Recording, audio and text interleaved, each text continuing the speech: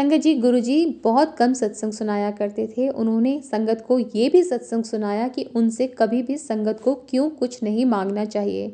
संगत जी, एक बार दिवाली की बात थी। गुरुजी एम्पायर स्टेट में रसोई घर के बाहर एक कुर्सी पर बैठे हुए थे और नरेंद्र धन अंकल उनके पैरों की मालिश कर रहे थे। तब गुरुजी ने अंकल से पूछा कि मनुष्य को उनसे कुछ क्यों नहीं मांगना चाहिए। अंकल ने उत्तर दिया कि मनुष्य को कुछ मांगने की आवश्यकता ही नहीं है। गुरुजी हमारा मन पढ़ सकते हैं, इसलिए वे बिना मांगे ही हमारी इच्छाएं पूर्ण कर सकते हैं।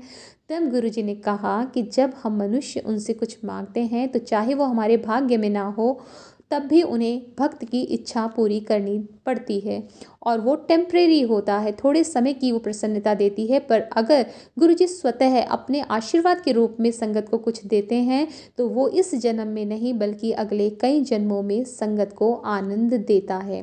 तो संगत जी, इस बात पर गुरुजी ने मलेरकोटला का अपना सत्संग सुनाया। जिन दिनों वो कॉलेज कर रहे थे, वहाँ से बीए कर रहे थे और वो अपने प्राध्यापक के घर में रहा करते थे। वहाँ उन्होंने अपने बहुत से चमत्कार दिखाए और काफ़ी लोगों को धन्य किया।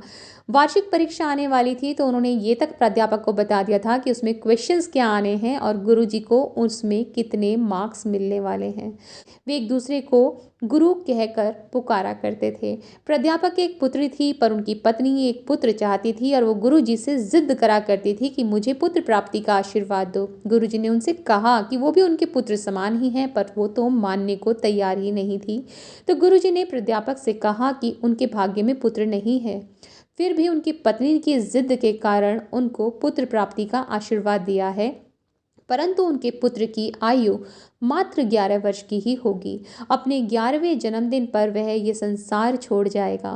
गुरुजी ने प्राध्यापक को ये बात किसी को भी बताने के लिए मना किया। इनफैक्ट ये भी बोला कि वो अपनी पत्नी को भी इस बारे में ना बताएं। उसकी मृत्यु वाले दिन कौन सा शब्द चल रहा होगा, गुरुजी ने प्राध्यापक को ये भी पहले से ही बता दिया था। तो संगत जी, गुरुजी की भविष्यवाणी के अनुसार प्राध्यापक के पुत्र की 11वें जन्म दिवस पर मृत्यु हो जाती है। गुरुजी द्वारा कही गई कोई भी बात प्राध्यापक ने अपनी पत्नी को नहीं बताई थी। सन 2002 में गुरुजी ने प्राध्यापक को कहा कि वे अपनी पत्नी को बताएं कि क्यों गुरुजी से कुछ भी नहीं मांगना चाहिए। तब उन्होंने अपने और गुरुजी के बीच में जो भी वार्तालाप हुई थी उनको बताई, जिसे सुनकर वो गुरुजी के चरणों में गिर पड़ी और क्षमा याचना करने लगी।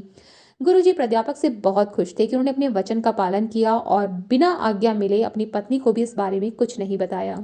तो संगत जी, ये सभी तथ्य बताते हैं कि गुरुजी जानते हैं कि हमारे लिए क्या सही है।